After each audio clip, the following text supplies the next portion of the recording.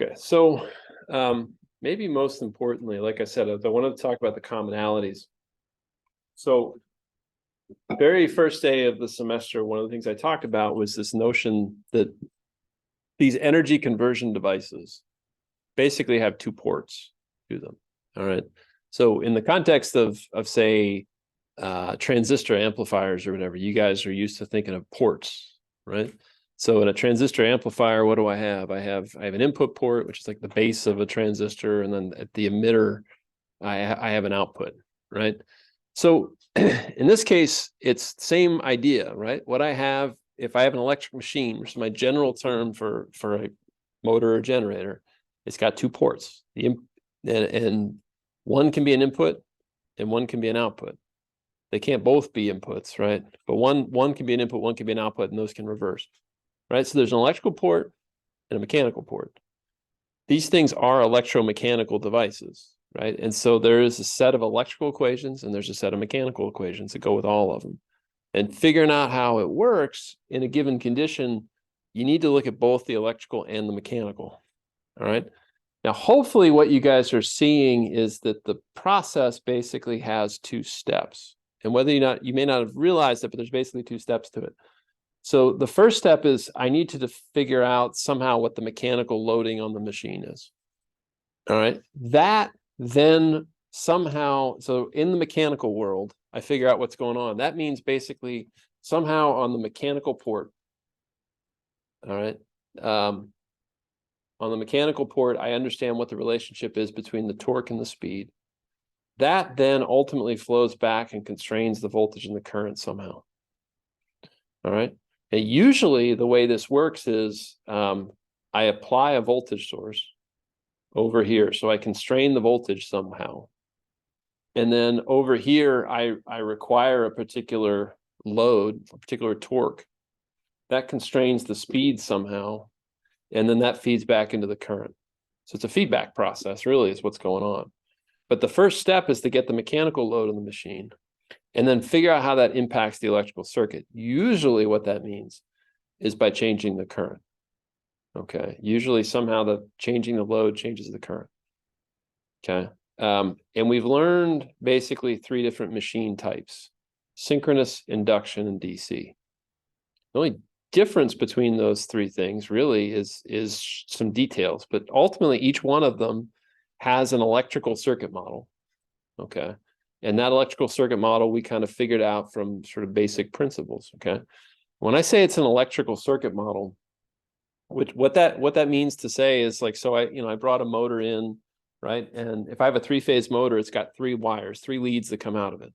Okay.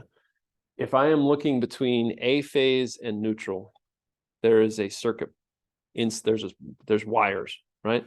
So probably would be good to have a picture of a motor right now. But so the little DC motor that I brought in not too long ago, right? It's got two tabs on it. On the other side of those tabs inside the machine, all there is copper that's wrapped around some iron. Somehow what we did with that is we went from that terminal and we said inside the machine, there is an electric circuit model for what's happening in that model. In the same way that if you go into the lab and you get a little carbon film thing that's this big with leads coming out of it, that's a resistor. It's an R. If you put a voltage on it, there's a current that flows through it. And if I know the resistance, I can figure out what that current is, right? That's to say, if I look into the terminals of a motor, for each of my three different motor types, from the same basic principles, I derived a model. Okay. That model tells me how the voltage and current relates. But I need an understanding of what's happening on the mechanical side to be able to make that happen. All right. So on the top is my induction motor. The middle is my synchronous motor. And the bottom is my DC machine. Now, if I look at the last two in particular, they actually look really similar in a lot of ways, because what I look at is I've got resistance and inductance. Now, on the synchronous machine, I sort of ignored the resistance. Why? Because honestly, it's a big ass machine. All right, just to be so I do my damnedest to make the resistance really, really, really small. On the flip side, you saw that little DC motor I had. It's a piece of junk, right? Nobody did anything to minimize anything about it. And so the resistance is usually pretty high. All right, they tried to make it cheap. Whereas that guy, they tried to make really fancy and nice. Okay. So here the resistance matters a lot, there it doesn't. But if you look, there's a voltage source inside there. And that voltage source is dependent on speed. Okay. So the voltage produced by the machine, if I'm operating as a generator, is always proportional to speed. Okay. And in fact, that model up there on the top, that induction machine model, could have a voltage source in it as well. It's based on a transformer. If you remember, transformers could have dependent sources too, right? So there is a way to model that one that way, although we don't usually. Okay. But these are our three basic models, right? And this is the electrical port model, but we need to tie that with a mechanical port model. Okay. And that's really what you're doing in problem 1, problem 2, problem 3. In all three of those problems, right, you are basically making a linkage where if you look at what you're doing, like in problem 1 and problem 2, what are you doing? Well, you're looking at the mechanical side, right? What you should have seen is you're trying to figure out what's the operating speed of the machine. Once you know the operating speed of the machine, you get the slip, and then you get all the electrical stuff. Okay. That's the basic process. Problem 3, which has the DC motor, same thing. I tell you have a particular load. In other words, you have a particular torque that you relate to a current that you then relate to all the other electrical stuff. All right. So I just want to bear in mind that there is sort of a similar process the way those two things are happening. All right. And if I think about the induction machine, okay, what I showed is I have this basic torque speed curve. Now, what you guys have been doing is you have been generating the torque speed curve in MATLAB, and then you have been figuring out the operating point of the machine. On an exam, right, what's the question that I'm going to ask? Well, probably what I'll do is I'll tell you the operating point, right? Or what I would do is to give you the curves, and you would have to figure out what the operating point is, okay? Because that's the critical first step, right? If I need to know the operating point, because the operating point ultimately affects the currents and everything in the system, right? No matter what the details are of the type of machine and all that kind of stuff, I need to know the way it's operating mechanically. That then filters back to the electrical side. Okay, so here, what I have is the torque speed curve and the current speed curve for an induction motor, right? So I just want to make sure that we understand this whole thing here. So this here, this is the motor torque. All right, what I always call tau E, tau electrical. That is the torque that the motor produces. Okay. And it depends on slip. So what we do is we plot tau E as a function of slip S. Okay. And I put up a summary of all the induction machine stuff, another summary, kind of a short summary of information, but slip is always defined as, there's a couple of ways to sort of write this thing. All right, one way to write this is to say omega S minus P over 2 omega M over omega S. Lots of equations there, lots of math, lots of Greek. What does that say? What is slip in words?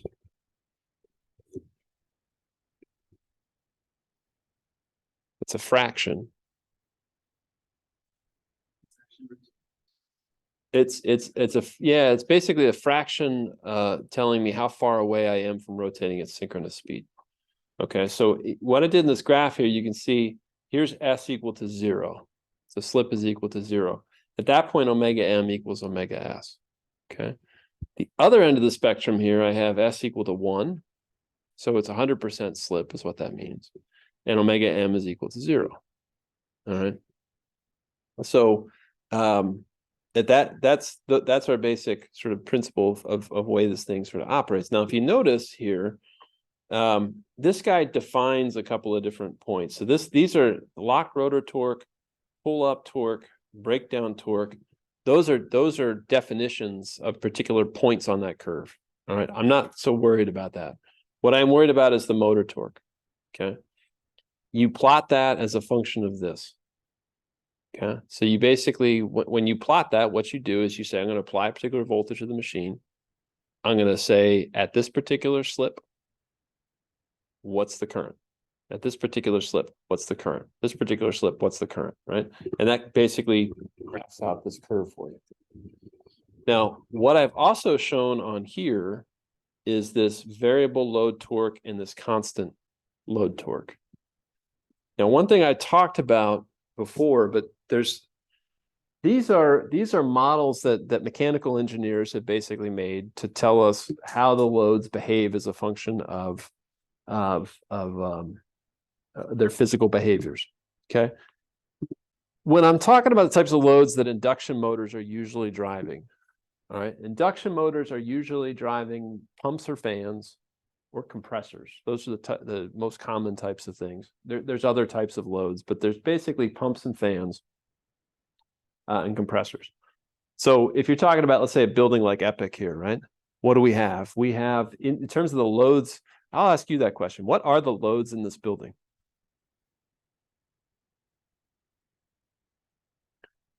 Well, yeah, so there's lighting, right, which is very simple, basically just resistive loads. Okay.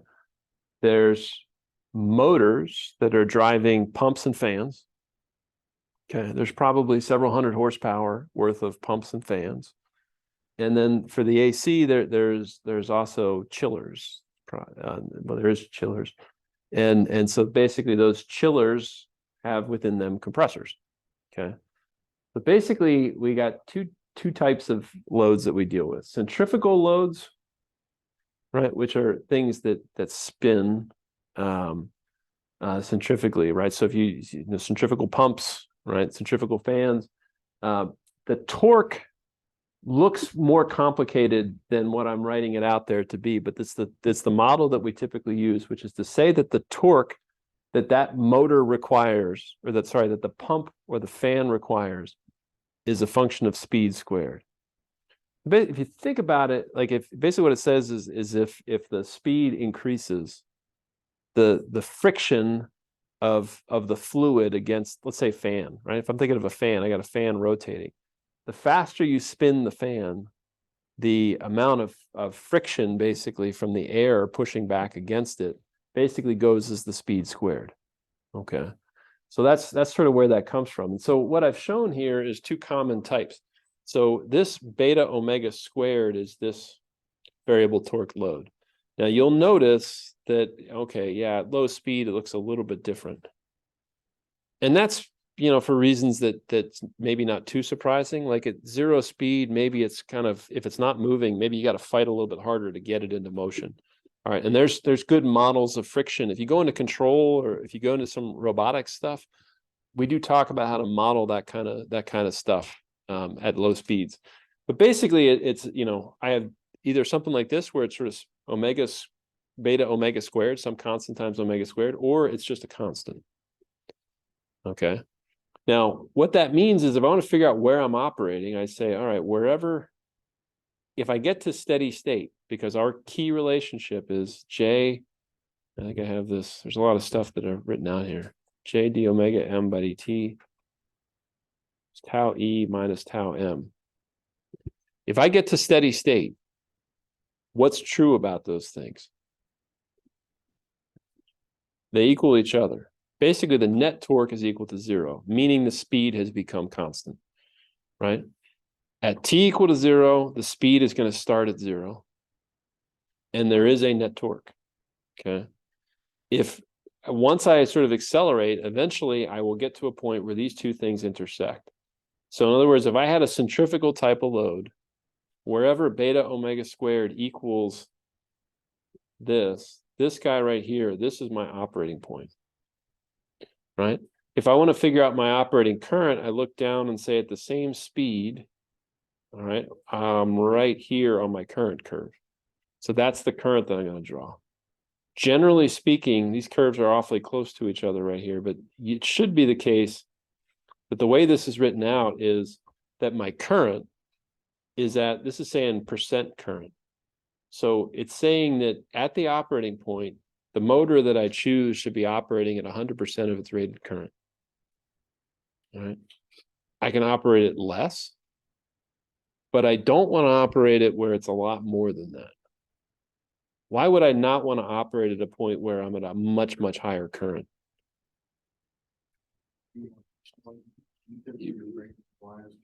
Yeah, right. So basically, so I have an I squared R going on here, right? If I have 2 times the rated current, I have 4 times the rated heat in the machine itself. All right. That's pretty significant, right? If I have 4 times the rated current, which is possible here, let's say I was operating right here, that's 4 times the rated current. That's 16 times the rated heat dissipation, right? So because I squared R, right? So that's pretty bad for the motor. And so that's your breakers are designed to basically trip out. So to make sure that if you get to that situation, you get yourself out of it. Okay. That kind of heating is going to tear up the motor. So we desire for the intersection to be over here. We desire for the intersection to happen where the current on the motor is near its rated value or less. All right, but the key thing is we got to find that intersection point. That's why that's the first step in problem 1 and problem 2 on each of the subparts of it or whatever is I'm having you figure out what is that point at which the 2 torques interact. Once you know that, you figure out the value of S. You figure out the value of slip at that operating point, and then you can plug that into your electrical circuit equations to figure everything out. Okay. So in other words, you basically say, once I know what my slip is, right? So the machine operates wherever tau m equals tau e. Okay. So you basically plot those 2 things together, see where they intersect. This then gives me the operating point. So for me, this tells me omega op. I'll call it omega m op, basically the speed at which I'm operating. And this tells me S op. Then I can go in and I can say, all right, well, tell me what's going to happen in the electrical circuit. So I basically say, all right, well, if I know that my S op is equal to, 0.02, I say, what's this resistance? And go from there. All right. That's what you're doing with the induction motor stuff in problem 1 and problem 2. It's not that much different than what you're doing with the DC machine stuff in problem 3, right?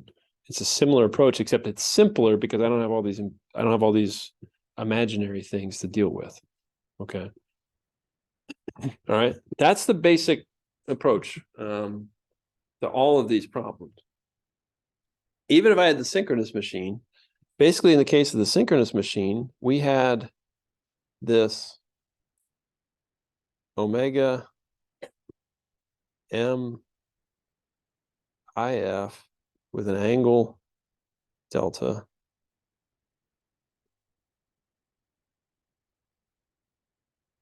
And then I have this VA. So the key thing is this stuff here, the electrical circuit is the model for what's inside the terminals of the machine. It's basically a Thevenin equivalent, right? Looking into the terminals of the machine, effectively when that machine is operating, what I have is the voltage source in series with an inductor. Okay. The same is true here. So when we did the synchronous machine problems, what did we do? So I usually use them as generators, right? And so what did I tell you in those problems? How did those problems start? Well, I knew that the electrical power into the machine is related to 3 times the voltage of the terminals times whatever EAF is over XD times the sine of delta. So basically what you did is I told you again, when I'm in steady state, power mechanical, power electrical has to be true in steady state, not in all conditions, but in steady state, those 2 things have to be equal to each other, right?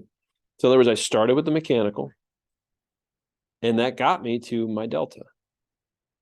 My delta was something that is ultimately kind of mechanical, right? It tells me the angle, it's related to the angle of the rotor, okay? Once I have that, I feed that information into the electrical circuit, solve for the voltages and currents and all that kind of stuff, okay?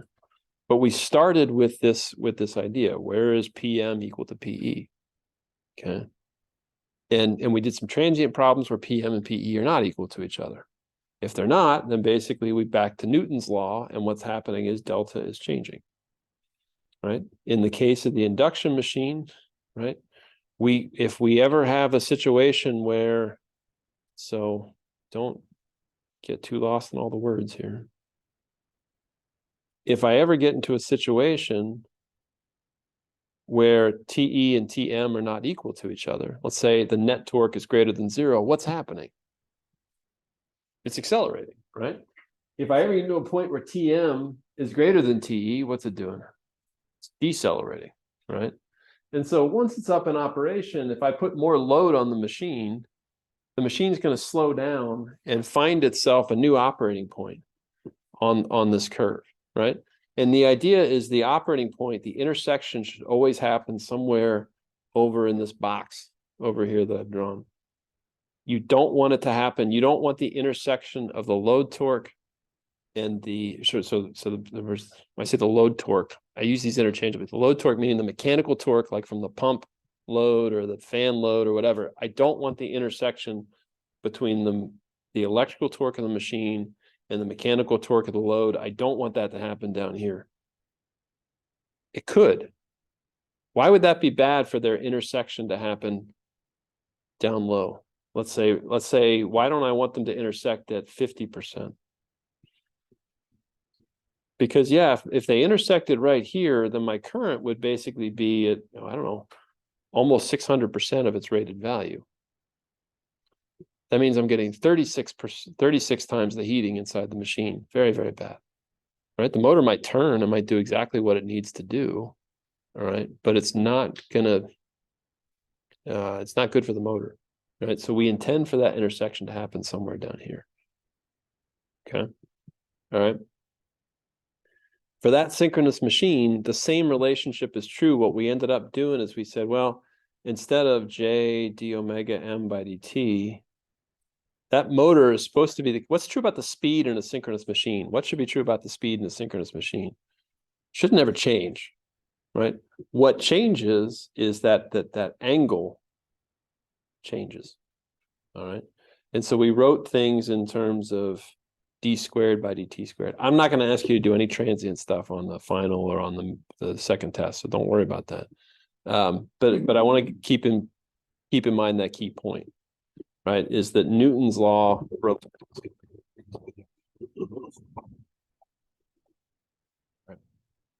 relates those key things, and usually it's the tau electrical, which is related to the circuit model. All right, that makes that jump between the mechanical stuff to the circuit. Okay. All right, so that would be the case for a synchronous machine. DC machine, same deal. Okay. What I have is my basic circuit model. Looks almost exactly like the circuit model that I have in the case of the synchronous machine. All right, what it has is an internal voltage source. All right, which I call this voltage the back EMF voltage. All right, it can be written two ways. It's always K times omega. If I have what a field winding, in other words, if there's another source of field inside that machine, if I have a field winding that can be connected up electrically, then I use this model right here where I have some other factor. Okay. And the important thing is this, basically in a DC machine, there's two ways I can create field inside of it. One is via a permanent magnet.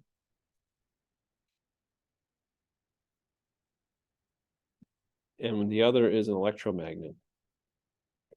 On homework 6, you had an electromagnet. So basically, somehow there was a current source that was hooked up to this guy and putting a particular current into that field winding. The one you have on problem 3 of the current homework 7, is a permanent magnet, which is much more common, like for DC motor operations, right? If you deal with, Conrad Robotics stuff, right? You've got permanent magnet DC motors. Okay. And if you look up the data sheet for the motor, you'll be able to figure out its K values and all that kind of stuff. All right. Now, what I drew up here is a torque speed curve because it has a torque speed curve, right? What is this torque speed curve? How did I get this torque speed curve here? Where did that come from?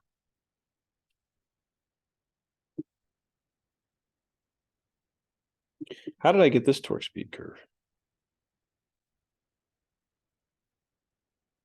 how did I get this one? So this,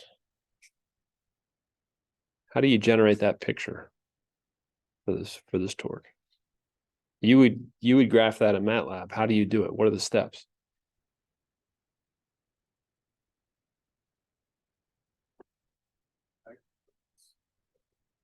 Basically, for each individual speed, right, you calculate what the current I2 is, and then from there you plot the torque. Okay, so the same is true here, right? So to create this, what I do is I say, all right, in this model right here, I say, all right, if I hook up a voltage source,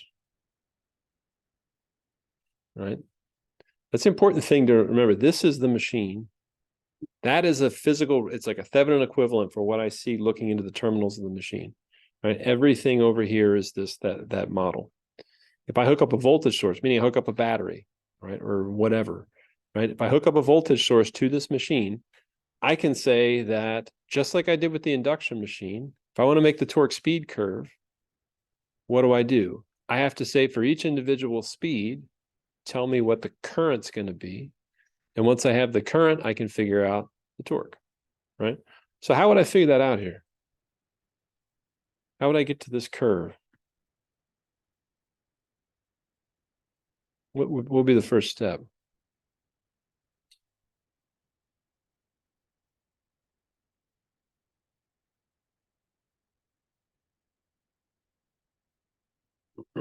How do I determine the torque that the machine is producing? What electrical variable do I need to figure that out?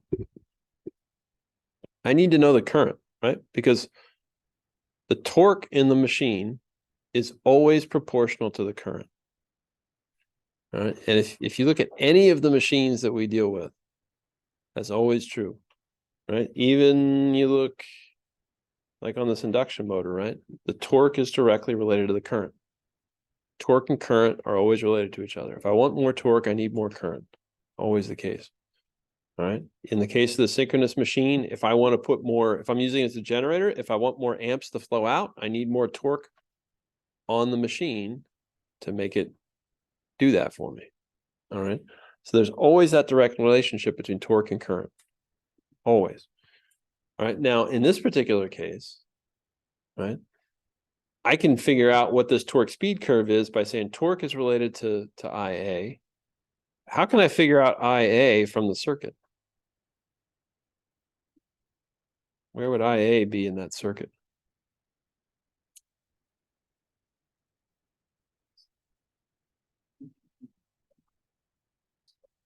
Yeah, well, so this is why DC circuit's easy, because I can do Ohm's law. It's good stuff, right?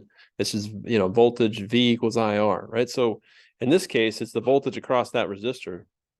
So it's the voltage across this resistor in steady state, right? Why do I say voltage across that resistor in steady state? What's true about this inductor? Why are we ignoring the inductor here?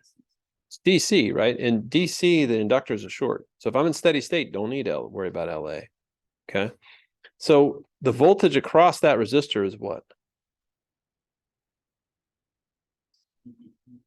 VA minus whatever this BEMF voltage is, right? So which is K omega, and I divide by the resistance.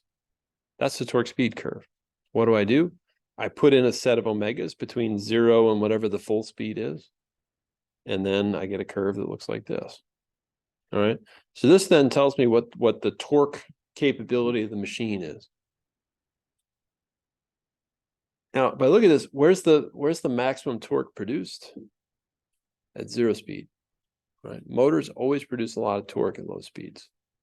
All right, and that's a desirable thing usually. That's part of the reason why they're so good at electric vehicle use. Okay. All right. This process, again, with different variables, it's a lot simpler because it's DC circuits, right? But it's the same process that we have for the induction machine, right? That curve that I'm plotting right there. But the nice thing is, for the induction machine, I make you make a plot in MATLAB. Why do I make you make a plot in MATLAB as opposed to this? This curve is simple. It's a line, right? If you think about what's going on whereas this guy, straight up algebra, can solve for my operating point. Straight up algebra does not solve for this operating point right here, because the curve is wildly nonlinear, right? And so finding that point with simple algebra is not easy, right? That's why I make you do a plot, see where they intersect, right? That I don't make you do that, draw plots and see where they intersect here, because it's pretty simple. It becomes a really simple algebraic equation. All right, and so we're going to look at that, and we're going to look at an example on that one. All right. Questions about that? Basic idea. If you know nothing else, that's the important thing to remember in the big picture, right? There's really no difference between them. The specifics are different because the AC circuits and DC circuits are different, right? But that's really what the difference is. And the induction motor is just it's just a nonlinear thing, right? Whereas this guy's nice and simple. Algebra is simple. Okay. Algebra is not an algebra class. It feels like an algebra class sometimes, or it feels like a MATLAB class or whatever, right? But it's really with that principle is the important thing. Okay. All right. So I want to do a couple of examples here, but I want to say, okay, well, if I have my DC machine, a very common thing for me to do is to hook it up to a DC motor drive, all right, that we call an H bridge. Now, if you were in the case of, let's say, senior design or something like that, a very common thing that you might be doing is you might be trying to drive a motor in a particular application. What you'll have typically is a microcontroller, and then you'll have an H bridge board. An H bridge, because if I look at that thing, it kind of looks like an H, all right, except I guess I drew lines across the bottom and across the top, okay? But that thing sort of looks like an H. And what it has is 4 switches. Now, I talked about power electronics, at least I introduced the idea. And I would have said, okay, if I had VCC, as it's written here, VCC, I have 2 switches. And then I talked about this voltage right here, VM. Okay.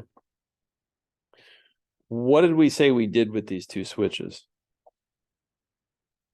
How do we operate this thing?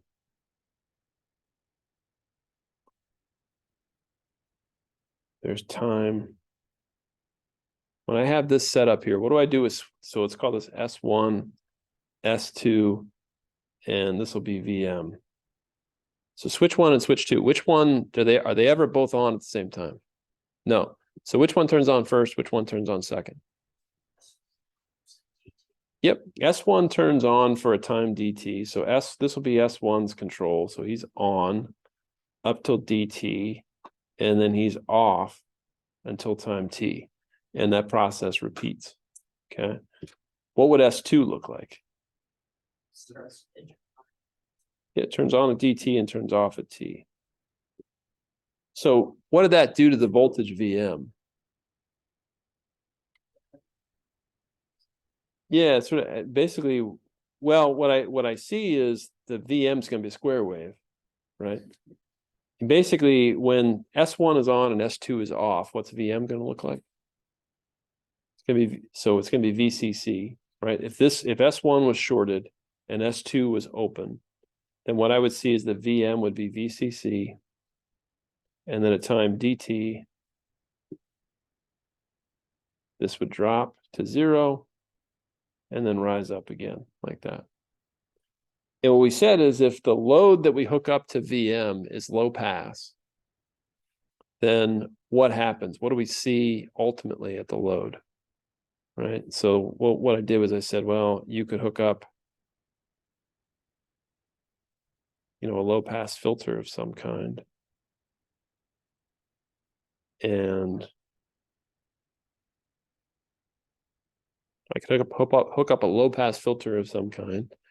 And what would the voltage look like right here? Well, yeah, in general, it's the average value of VM, which is D times VCC. All right. Now, a couple of things here. This particular circuit, where do I see S1 and S2? Looking at this, Where's S1 and S2? What if I did this? What if I just said that I've got two legs? This circuit has a left leg and a right leg. All right. Let's say I set it up so this guy is always on right there. If this guy was always on, so this is on always. If that's on always, doesn't the left leg form that circuit?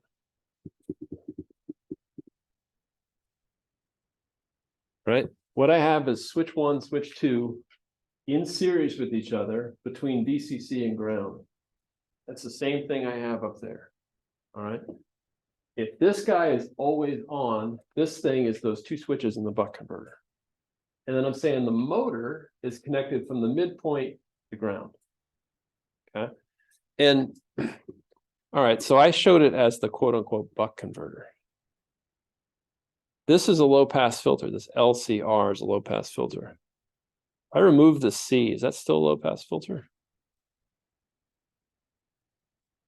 It is. It's a first order low pass filter now. And again, you guys don't think about low pass filters with inductors, right? Electronics doesn't train you to think about inductors, but that's a low pass filter. Okay. And that L and R in series look a heck of a lot like a DC motor, don't they? Right. In fact, my DC motor in reality is going to look like that. Okay. And this is my basic operation of this thing. Okay. I hook up the motor to that. Why do I have this other set of switches then? I can reverse, right? So if I turned this guy, so he was on always, now the motor can return in the opposite direction.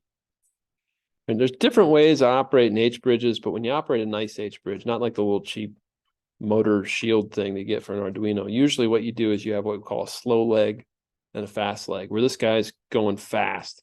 In other words, the switches here are changing state maybe a couple of kilohertz, whereas this guy only changes if I need to change directions. All right.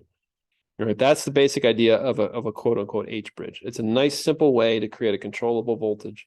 The voltage that I have across this guy, if this is on always, the average voltage across here is going to be D times VCC. All right. That is basically what we care about. Is it really D times VCC? No. What does it actually look like? It looks like this.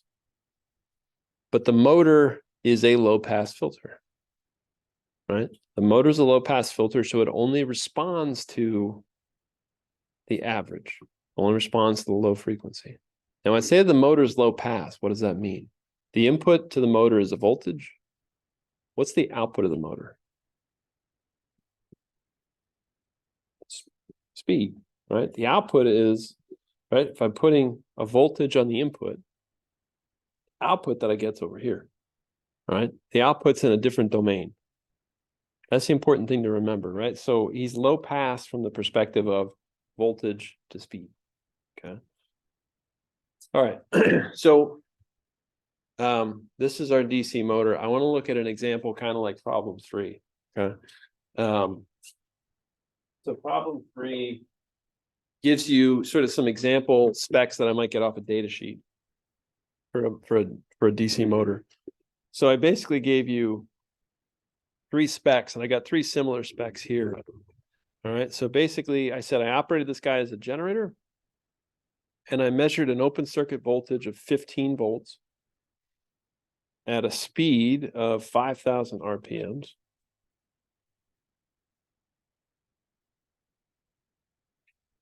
And then I also said that this guy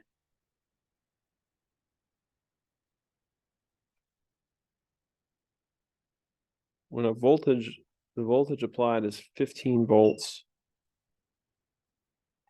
the mechanical output power I'm getting is 30 watts with 15 volts applied to it.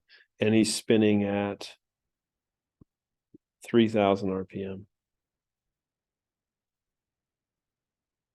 Like that.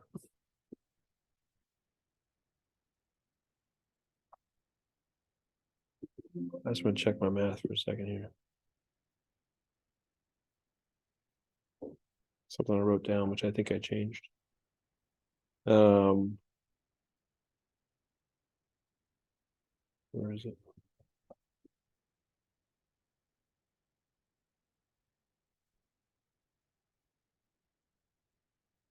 Yes, okay, all right, let's make sure. All right, so VA is 15 volts, okay, so. And I have 1/3 spec. And this is the one that may have caused some confusion for you. What I also said was this guy has at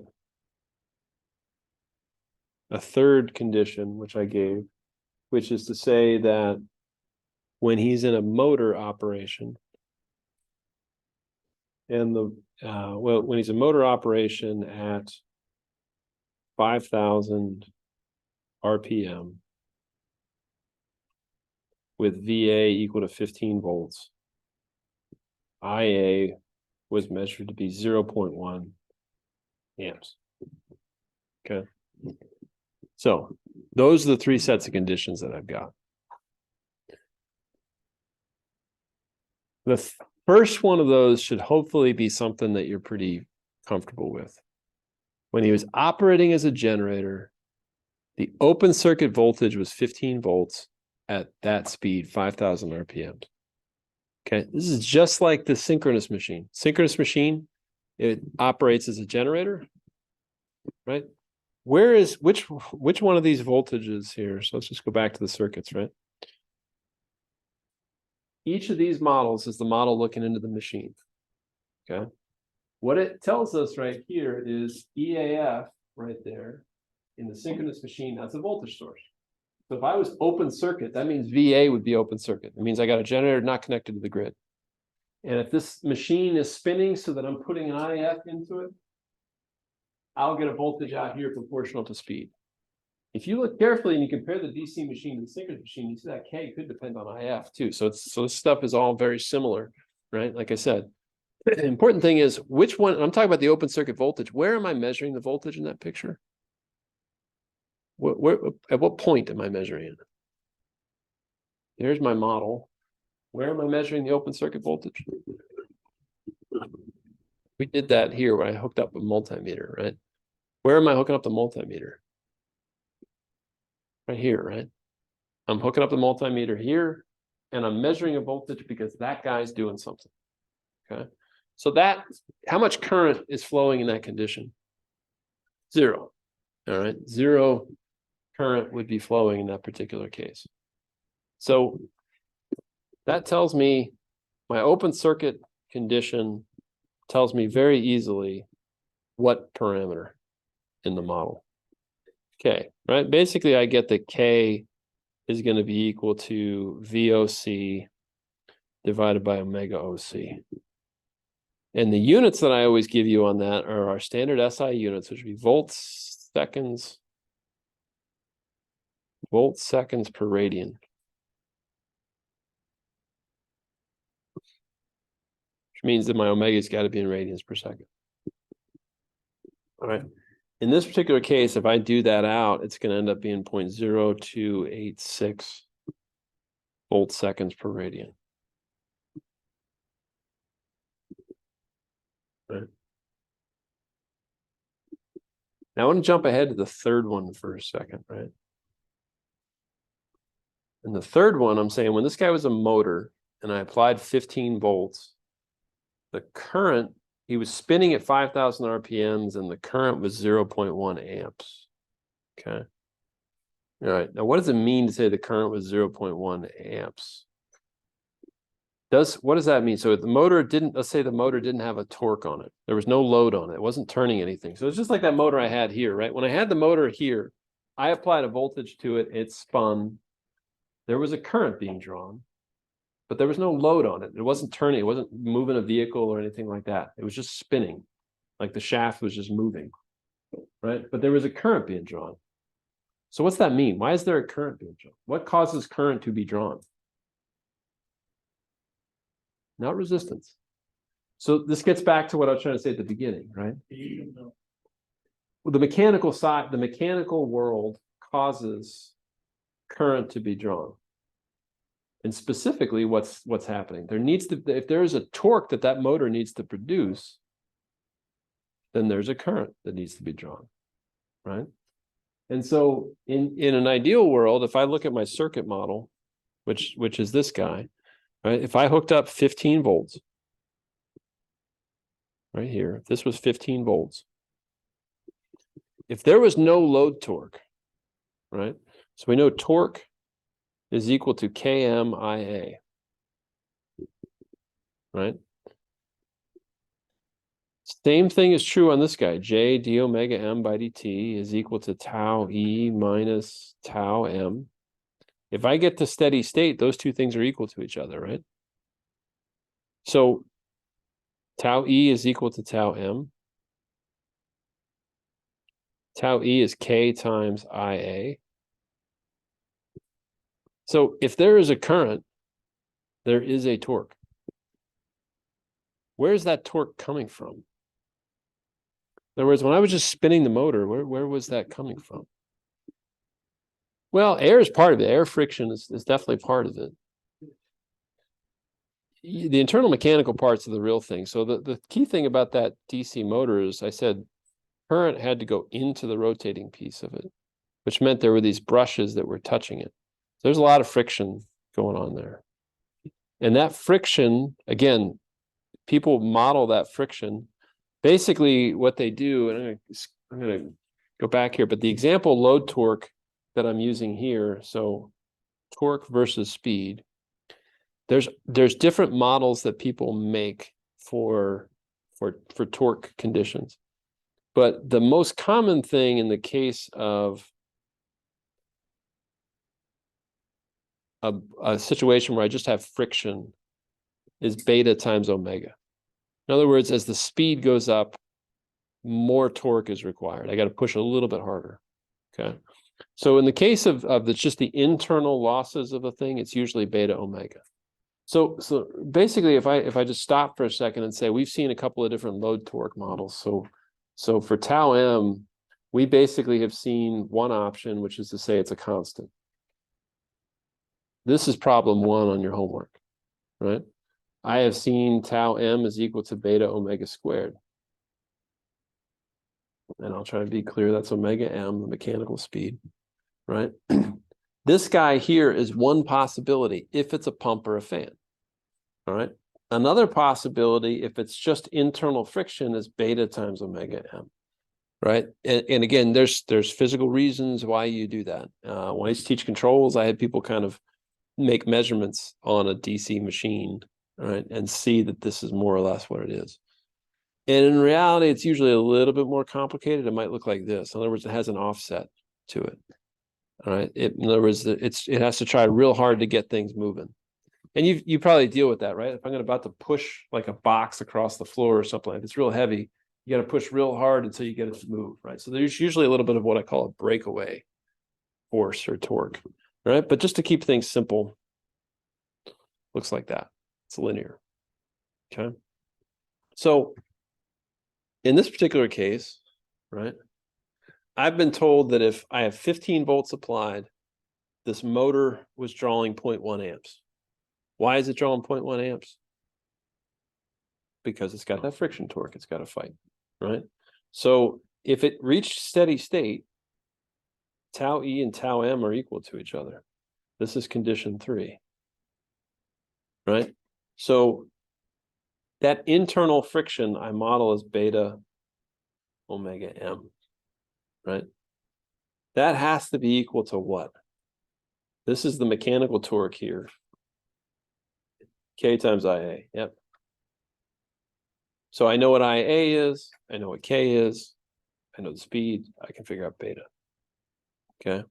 When I go through that process and I figure my beta, these are little motors, right? The beta is a small value. This guy works out to be 5.4713 times 10 to the minus 6. What are the units on that?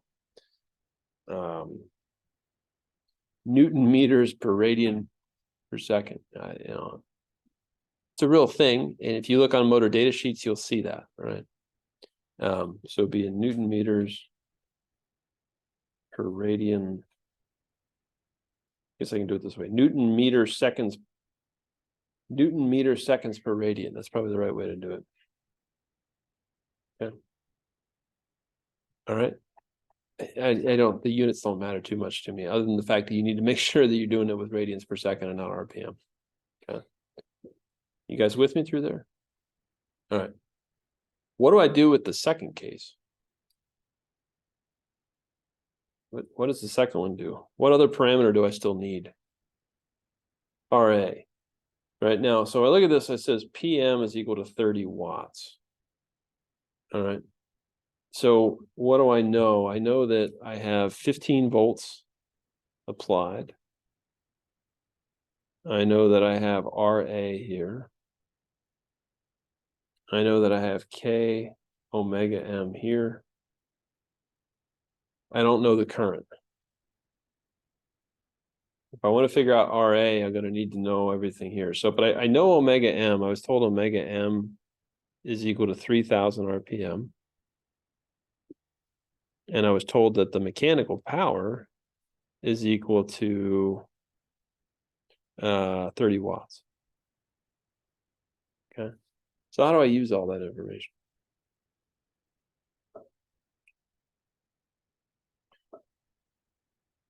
K times omega M to get like a voltage across the motor. Yep, I know. Yep. Divide the power by the voltage. Yeah, that's right. So looking at this guy right here, I know that I've got, if I have omega M, right, I can figure out K times omega M, right? And then I can figure out what is the, I guess at that point I even have enough to be able to figure out what the current is.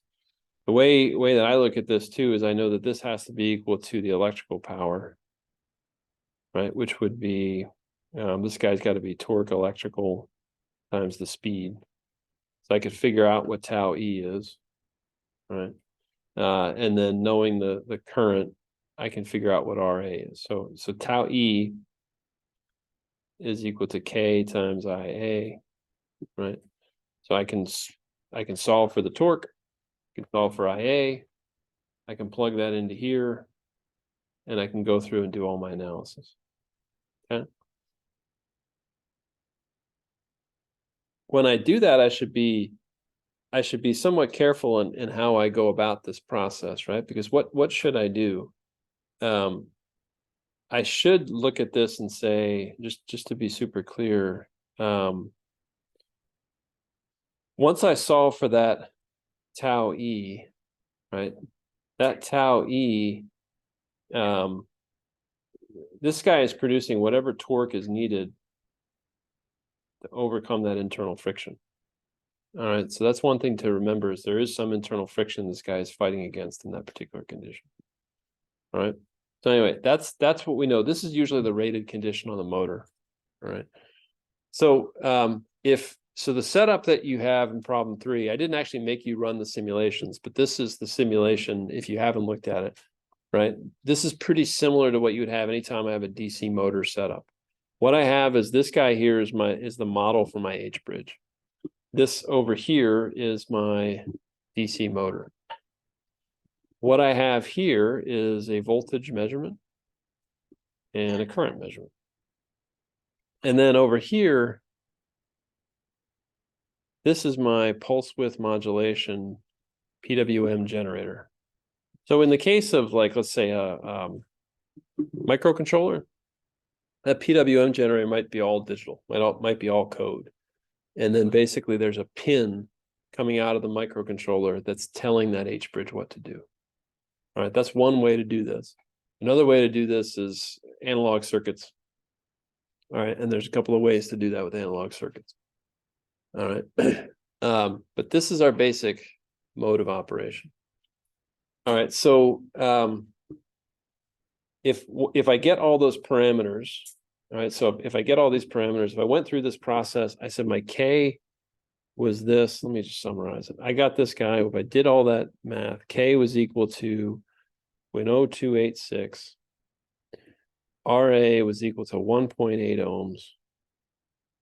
And my beta was 5.4713 times 10 to the minus 6. Right. So those are the values I get by combining all those different relationships. Okay. All right. So once I have that information, then I can basically analyze this guy in different conditions, right? So the important thing again that I want to remember is, where does it operate? Right? This is the torque speed curve of that particular machine. Okay, this guy on the left. Sorry, on the right. Right? This is the torque speed curve of the machine. If it's just the internal loading of the motor, it's going to be a linear torque. Okay. So what's that going to look like? What would beta omega m look like on this graph?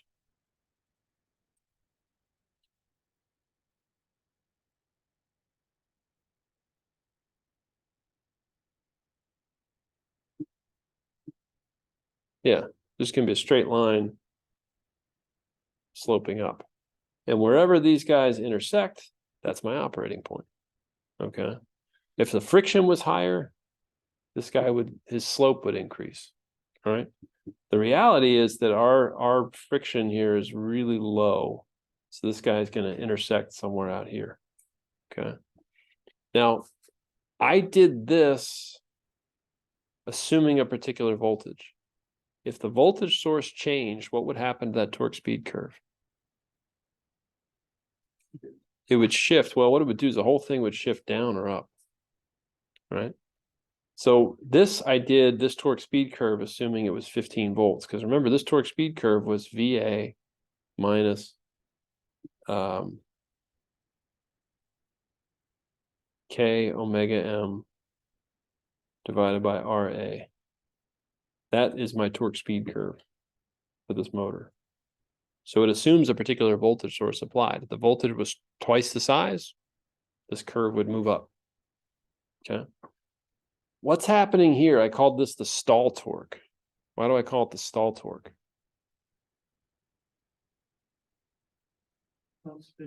Not spinning, it's stalled, right? So at that point, looking at this model, so I can simplify this model. At stall, what's omega m? It's 0. So what am I looking at that point in time? A short circuit, K omega m. So it's stall. So at this condition, what I have is basically, I have RA and VA like that. Okay. So my peak current right here, that's about 8.3 amps, right? If I look at that basically, in this particular case, this is 15 volts divided by 1.8 ohms. This is about 8.3 amps. If you do the math on that. Okay. Again, you don't like being in that condition. Why? On my rated current, so this guy was rated to operate at 3,000 RPMs. All right. So if it was at 3,000 RPMs where it was rated to operate, that means it would operate at, I don't know, about 0.1 Newton meters of torque and, about 3 amps or so of current, 3.5, something like that. He doesn't want to operate at 8 amps. All right. That's important to remember, right? What's happening if he operates down here? You chose the wrong motor at that point. This motor is not rated to operate that low. So he's got more amps going in, which means that the power loss in the motor is I squared R, a lot more heating happening. Bad condition. You always want to operate wherever near that rated point. Okay. All right. That's the basic principle. I find where I operate, where that intersection happens. I'm not asking you to plot intersections with a DC motor. Why? Because everything's linear and simple, right? Right. With the induction motor, yeah, I got these fans and pumps and they're 500 horsepower or whatever, and they're beta omega squared, and the curves depend on I squared and some R over S. They're ugly, right? This guy's nice and clean, right? So I don't need to draw that stuff. Right? That's why it looks different, but it isn't different. Okay. All right. So if I say, just as an example now, I want to figure out where this guy is going to operate if I set him up in a particular kind of motoring condition. Let's say I applied VA equal to 15 volts. Okay. If I apply VA equal to 15 volts and I want him to be a motor, right? And let's say I have no load on him. So this with no mechanical load.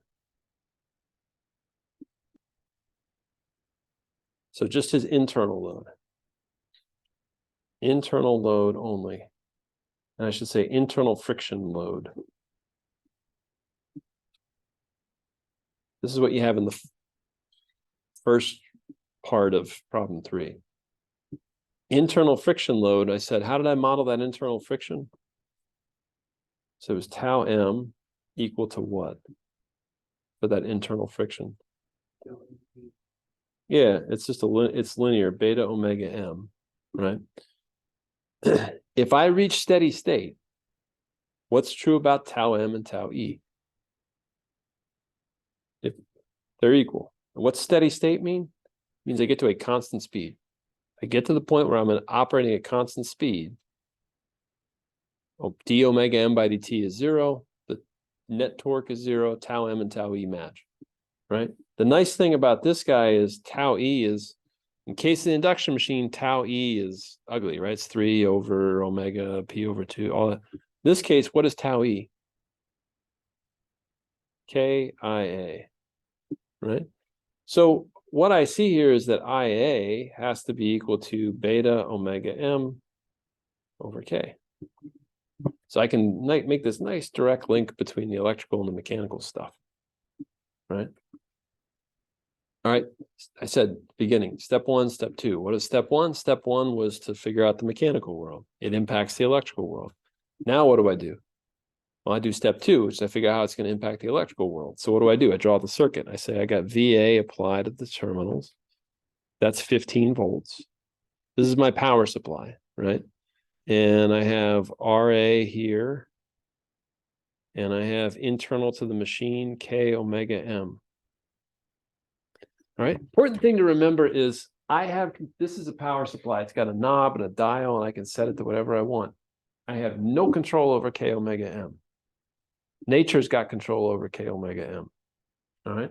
Based on the load of the machine, there's a relationship between the torque somehow tells me the current. That's going to get me to the right omega M to get to a constant speed. Okay. I can control VA. I can't control anything beside that. Okay. Now, what do I do from there? How do I figure out what speed I'm going to operate at? Right. I got 15 volts. No mechanical load, just this internal friction. How do I figure out what speed I'm going to operate at? I know what current is needed now.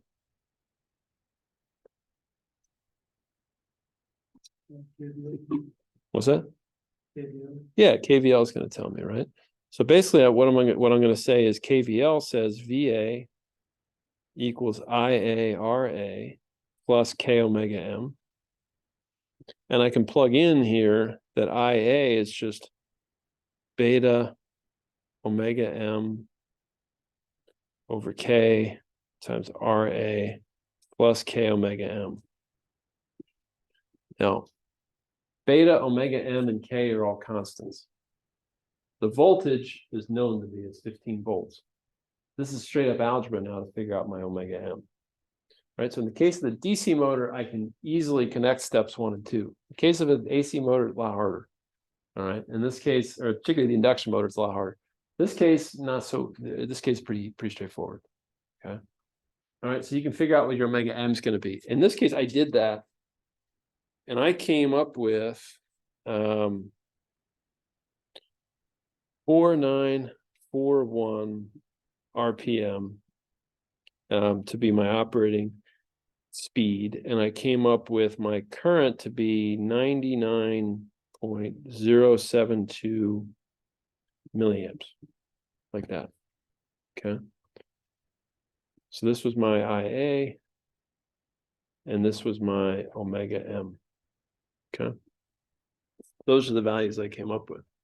Now, when I ran the simulation, go back to the picture of the simulation here. So when I ran the simulation, I have my H bridge. So how did I make the 15 volts that I was trying to apply to the motor? So here's the VA terminal right there that's applied to the motor. What I did was that H bridge has, I said this guy, the voltage I apply right here is D times VCC. And the VCC that this guy is getting is 30 volts. So if I wanted to apply 15 volts to the motor, what is D? 0.5. Okay. 0.5. So somehow I set up the PWM generator to get me to that value. All right. So here's what I see. This is my actual VA, square wave, right? And what I have here going along the middle, what is that? That's the average value of it. If I change the duty ratio, the average value would go up or down. Okay. So this is the voltage that actually gets applied to it. All right. Now, if I zoom in on the voltage, or sorry, zoom out. So this is a 15-second run.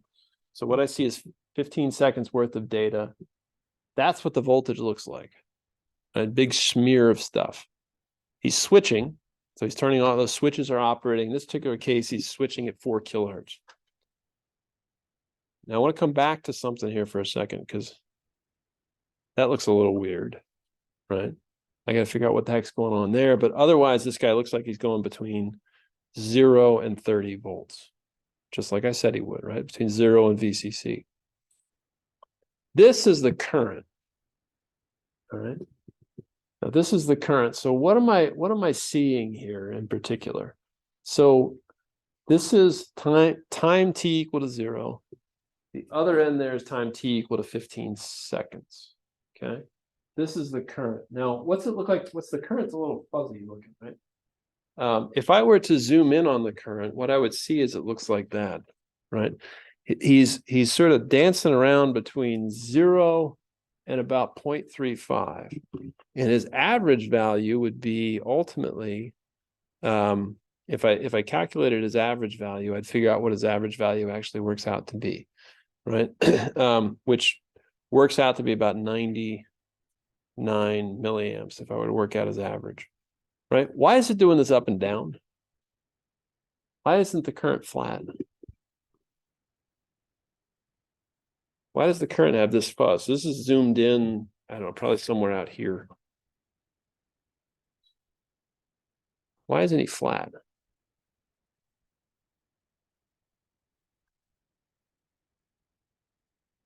Why is the current going up and down? No. So the RPM looks like this. The RPM is nice and smooth. It's got a little bit of ripple in it. But it's, if I zoomed in on it, I wouldn't see too much. Because the actual voltage I'm applying to the motor is 30 and then 0 and then 30 and then 0 and then 30 and then 0. It's not actually 15. It's 30 and then 0. So what's happening here? This is where it's 30 volts. This is where it's 0 volts. So what's happening is when it's 0 volts, what's the current doing? Current's going the other, basically it's going down, right? All right, so the current goes down. So basically, this is what you're seeing is the low pass filtering effect, right? If I were to switch the voltage at a much lower frequency, that ramp would be enormous, right? But because I'm doing it really fast, the current doesn't change very much. Okay, so if I run that, that's the basic operation that I see, right? And then if I watch this guy in steady state, I see that he gets to 49, 45 RPM. My prediction was 49, 41. That's pretty good. All right. That's definitely going to pass whatever tolerance checks. Now, I wanted to verify something here real quick to just make a little bit of sense of this. So what I'm looking at is actually the average value of the current. And this is important. So at t equal to 0, this is my torque speed curve. This is torque and this is speed. Okay.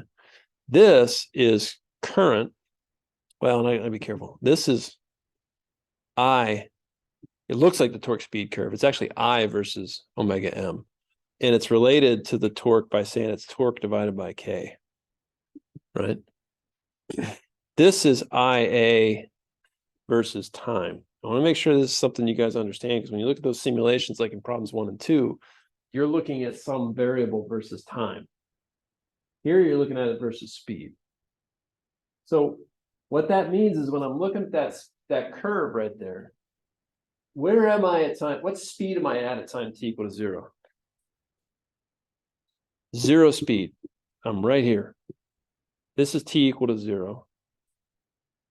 And if I get to supposedly the condition that I was in, this is t equal to, I don't know, t final, wherever I reach steady state. All right, it's somewhere out there.